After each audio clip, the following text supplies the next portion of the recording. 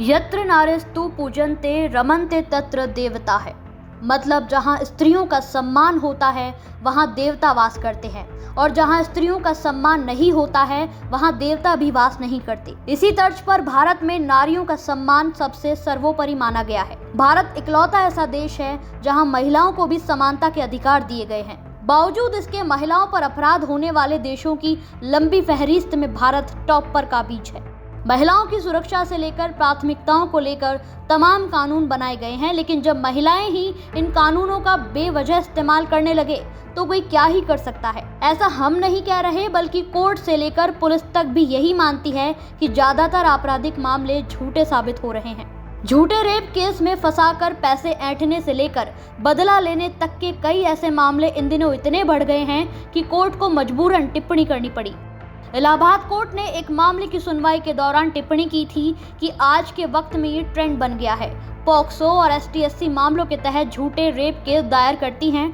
कुछ लड़कियां तो इसे पैसे निकलने वाले एक टूल के तौर पर इस्तेमाल कर रही हैं। इतना ही नहीं, कोर्ट ने सोशल मीडिया को भी काफी हद तक जिम्मेदार ठहराया है, जिसके जरिए वो अपना जाल बिछाती हैं और कानून का दुरुपयोग करती हैं। नेशनल क्राइम रिकॉर्ड ब्यूरो यानी कि NCRB के मुताबिक रेप के मामलों में 70% ऐसे मामले हैं जिनमें आरोपी पर अपराध ही सिद्ध नहीं हो पाए। ये आंकड़ा उन मामलों का है जिनमें पुलिस ने लड़कों को आरोपी बनाकर उनके खिलाफ कोर्ट में ट्रायल करवाया। पुलिस के आला अधिकारी भी यही मानते हैं कि कुछ लड़कियां कानून को दांव पर रखकर उसका बेवजह इस्तेमाल करती है।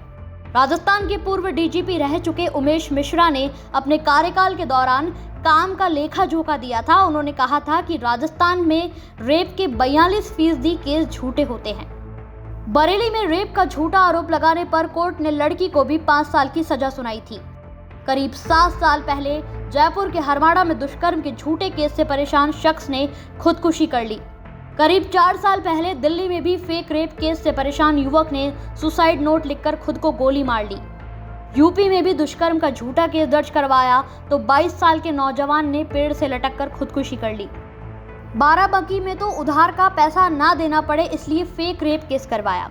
10 साल बाद युवक को बरी किया गया और लड़की समेत परिवार के 3 लोगों को कोर्ट ने केस दर्ज कराने के आदेश दिए। हिमाचल में एक महिला ने एक पुरुष पर दुष्कर्म का झूठा आरोप लगाया तो शख्स ने जहर खाकर खुदकुशी कर ली। फेक रेप केस की वजह से महाराष्ट्र के रहने वाले एक युवक ने फेसबुक पर लाइव आकर आत्महत्या कर ली। राजस्थान में तो पूर्व मंत्री के बेटे पर भी फेक रेप केस दर्ज करवाया। नतीजतन वो आज भी कोर्ट के चक्कर काट रहा है। महिलाओं पर अत्याचार के मामलों में आज भी समाज पुरुष को जिम्मेदार मानता है, लेकिन कई केसेस ऐसे सामने आए हैं जिनमें मर्दों को महिलाओं के द्वारा प्रताड़ित किया गया है। महिलाएं कानून का गलत इस्तेमाल करके पुरुषों को टारगेट बनाती है, जिसका खुलासा मामला कोर्ट में पहुंचने के बाद होता है। तब तक पुरुष या युवक अपनी और परिवार की बदनामी का दंश झेल चुका होता है। इनमें से कुछ तो इंसाफ की लड़ाई लड़ते हैं तो कुछ की हिम्मत दम तोड़ चुकी होती है। ब्यूरो रिपोर्ट्स, लोकल पत्रकार।